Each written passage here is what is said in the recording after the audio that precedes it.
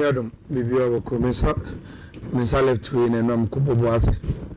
Many problem kitchen, but me okay. Me okay, pa. And also the Mutinum name. I four. So I can't jam here, man. I dare 4 years. I ran to me up a shabby ball. Aye. Maintaining Kawadani. Oh, because she, my was a chance I could a chance for no penino. Not down for them saying here, on one is man. Unze. What a shabbat? They are what's about the brave. What is so? So be ban or by Ginger and Osa. What a shame, say a shame more than 2 goals out of 10,000. Almost a 4-1. What a name? Mr. Only no money. Send a bear next time you're taking it serious. I asked how they are in Philippi. I mean, for the serious view. Which your money tell. Okay. And then Champions League. I think it's a games, you know. Majority of them, you know. And they cast a straightforward, mommy. Now, before I become Champions League and the games, you know, I think, sir, if this you pay attention to league log on any baby, I will be a Gina. And Rich, say, both formats be say, after 5 games, we also you. And clubs now, almost or more, and deserve automatic qualification. No, they know what to do. Or more automatic qualification. 1 to 8 numbers or more maintain. No, they know what to do. Well, with that red line, I see. Yeah, you will feel this season Champions League. You know what to do. It's a baby you know what to do. Now I and work there. Not what me akko. These are the games for match week 6. But your concentration is on the Tuesday games, you know. Young started with Kat Amati and the Olympiacos game. You know. A game beer. May sure say a beer OTA Sports in the beer will have little information about the game. Because yet we don't really follow Amati. And I am follow Olympiacos, even though a traditional club. But Rich, say all follow on the face value, say between cards and the Olympiacos, why the whole players are? Then Olympiacos will players HL cards. Anya require Mediterranean or El Kabi or Gershon Martins or Prudence or there are some old good players minimum. Say any football a bit in your course upset. Now on the face value, any quality, and I would share there. I think say you will tilt to Olympiacos being favorite for that game way. Until Obi or per se or adding game way to Nestle can at least go Olympiacos double chance, and the person will have a safe bet. Or if only he wants to risk that game way and kind of bet on there, that will be fine. If you knew they say an opinion, Rich, I've had some feeling there about that game way. Bayern, a hosting sporting club in Portugal.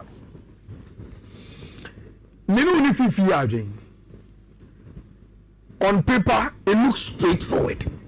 Bayern more them, or more form, or more favorable fee. And history I can't say in the Champions League, group stages. Bayern at the Allianz Arena, Rich, Omoyaye invincible po. It is an open club here. Everything here called Bayern. And see you will not consider Sporting Club de Portugal. But Rich, Makase, ye one day, ye Gini Bayern Muno, they will disappoint. One day, because a football, they can't win every game. Semeshana saying Bayern against Freiburg. Now Freiburg they show me 2-0 and some more tete. And then saying Bayern they almost starting games now. Rich Sporting Club de Portugal. On my last 5 games on Mabo, on match 4. They are a team also on fire. I am not saying say Bayern. No, that is not what I am saying. And statistics in Pokra actually said they can't do it. Sporting Club de Portugal in their history reach Omako Germany 17 times. Bakupo no winning. Enko yekra. German so any day. Omukwa enfama. But Rich, me say game way. The surest bet is over 2.5. If even Bayern will win this game on the bread, and so man shey me koye 5 back say Sporting Club de Portugal be show first 2 goals Bayern ho be chiro. So they should be very, very careful. According to Bild, this is going to be Bayern today against Tima, your friend Sporting. Manuel Neuer, Lima, Rafael Guerrero, then Upamecano, and Jonathan Tah, 4 and 5. Kimmich, Pavlovic, on 50, Serge Gnabry on the left, Olise on the right, then the new sensation car behind Oriya Freno, Harry Kane, solid Bayern team, solid one. But you should never underrate this Sporting Club de Portugal. They concede goals, but they also score goals. And I think over 2.5 should be ideal for team your friend Bayern and Sporting Club de Portugal game. But if you Bayern there, send your form on paper the channel, you can add their win to that game. Barcelona Echo Spotify company in the Champions League. And Rich, good news, and I say, since Barcelona returning to the Spotify company, they've won every game on mobile. Now, I didn't think we are convinced that Barcelona will win this game. Rich, say the FIFA, you know. The last 3 games are Barcelona in the Champions League, they've not won. And so we say league log now. Since Barcelona lose to Chelsea, so what here omo players no interviews or my any Hansi Flick. As soon as say the rest of the games in the Champions League, they must play it like a final because they need to win every of them.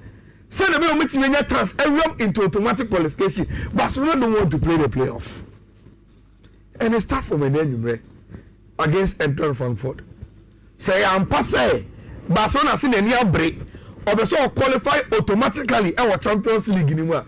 No games na can na why see you so be there. Rich, so fun for the ball fear. You must beat them. Now the good thing so and say there are some players are fresh for that game way over the weekend. Abanti for Frankie de Jong, Wambubi, Rafinha, Wambubi, Lewandowski, Wambo. It's Barcelona our fresh players are.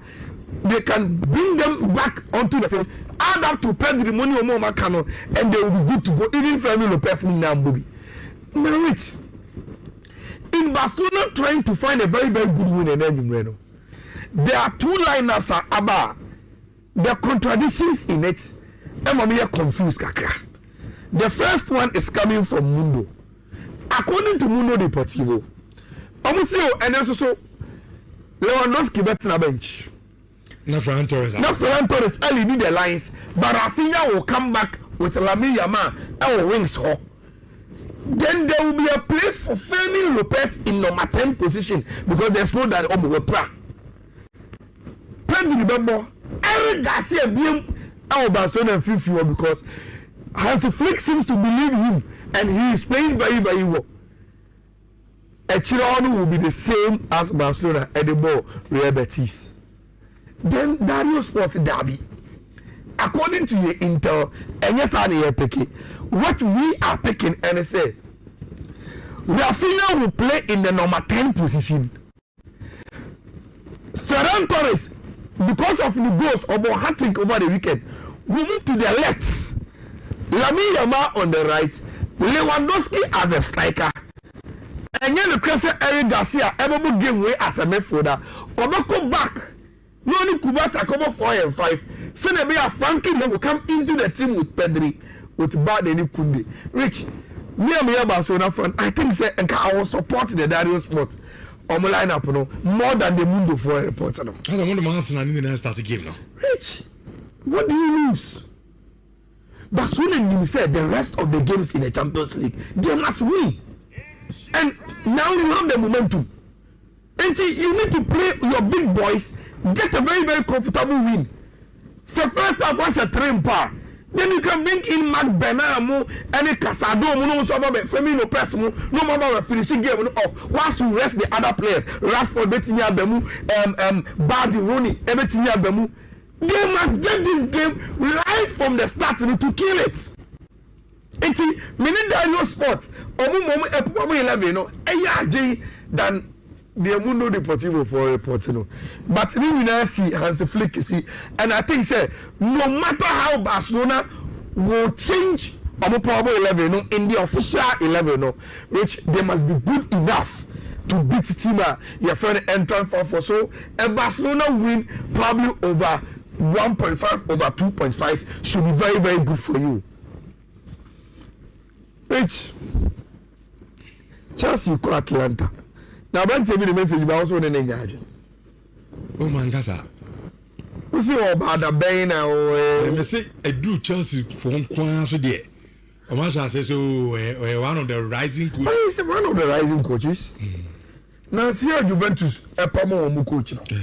He was rumored say he's being considered. Yes. And the message now from the Bayern is a fact. And yet Chelsea it is a fact. Now it's game where it's tricky, very, very tricky. And probably Mimi will say a tricky because of the Chelsea form. Say Chelsea form now. This Atalanta team without Gianpiero Gasparini has lost a lot of a Bibiana Ekomo, and that Chelsea should be able to beat them. But even the problem 11 Delos or Edeban, which means say Atlanta are only trying to make the game difficult for Chelsea. Because Uno Bisa will say if Atlanta able almost 3-4 now, which now Omo Yomaju say Omo Babo anymore, Di Catale, Lukman, Skamaka, oh anymore trainer. Let's say in the middle, they are playing only the room. Any MS now. You ask yourself, say, in the middle of the pack, who will be creative? So it means they want to lock their midfield. Omo 3 defenders dada. Omo wing backs in about a 5. They don't want to play any number 10. They also move on and say Lukman and Bikatale as the 2 number 10s inside behind Skamaka. I think say that is where Chelsea must go and take charge of the midfield. And it's our Chelsea side now. If I am a back 4 of Gusto Cucuera, a champion, any Chalomo, or who else will play? And fifth one, someone can say the back because Onye suspended in the Champions League. Now over with Andre Santos. Now Enzo Fernandez ball about number 10. Some midfield we know. Rich must outnumber the room, any Edison, and take charge of the injury room. So Chelsea to be dominating possession. No, which I have watched Atlanta this season. They are very, very vulnerable. Good side, but very, very vulnerable. Then you can find Gatens and Estivao in the spaces behind the wing backs. You know, not all players. Very, very pacey and direct in those roles. You know, not no more. Now, I don't know. Is there a problem with Abanti Efeno? This Portuguese winger Neto, because game the game this weekend you practice, and he's the most dangerous Chelsea player. Maybe I'm not resting. He will play. Me, I don't believe in this Boabo 11 against this Atlanta team. Our mobile three back with wing backs, Zappa Costa, Moechine, Belanova, Mochi. Neto should be there, always sniffing, trying to find danger because on a penny Chelsea player, Rich, so wing back next year, 1v1, you know there is a chance. He must find João Pedro to score the goals for Tima. Your friend Chelsea, Ukrainian Rich, say a champion money child over money everybody. Then away our Bergamo, Atlanta so ewu so mo ntimi nse go. Until then say both teams to score. Likely. But who were chance the last game no more? So they can also Chelsea can be solid midfield. So go remember they will not also allow you to score them. Now we bought the no. This is one of the most complicated games for you to predict. Chance reform and can you a very easy win at the amount, but only form they are trying to find it, and at Bergamo sometimes they also make the game very, very complicated for you. So obetimi are predicting. It's me who are never game win fast. In all honesty, I don't see any prediction out of the Atalanta Chelsea game. So I will move on to other games. Inter Liverpool. Now, I don't pay me by office. Me be a computer and so me call me X account the first feed they buy. Hey, Monsala 19 million followers. H no caption. No posting a whole ten gym. And then said there's a Liverpool crest. What's that? Was my caption in Pono Abacase? To the boss, I can say, wow, Chelsea. To be at Omega with you. I'm going to judge him. Omega with you. Simple. As soon as I can. Rich, this is the probable 11. Dolospor are reporting. So if that is the team, then which Dolospor want to tell us, say, Inter are going in with the strongest 11. Because the moment I know who say Chahanoglu, Mkhitaryan, Barella, strong. DiMarco, now Augusto, wing backs, strong. Thuram, Lautaro Martinez, almost best strikers any more. Without Salah, Liverpool are still not winning. And the man can focus on a slot say, look, the moment you want to take a decision against a legend, then you must get the results. Yeah. So when the results in there, then you are trying to stir controversy. Which means Liverpool and you club. In games you don't expect them to win. That is where they go and win. In games you expect them to win, they don't win. And see, Liverpool clear. Weakness. Everybody is talking about Mohamed Salah. And that's all where Allison in the press conference and Aslos in the press conference. Majority of the questions were about Mohamed Salah, not even about the game. No more. Inter money now. Liverpool will be saying no more pay.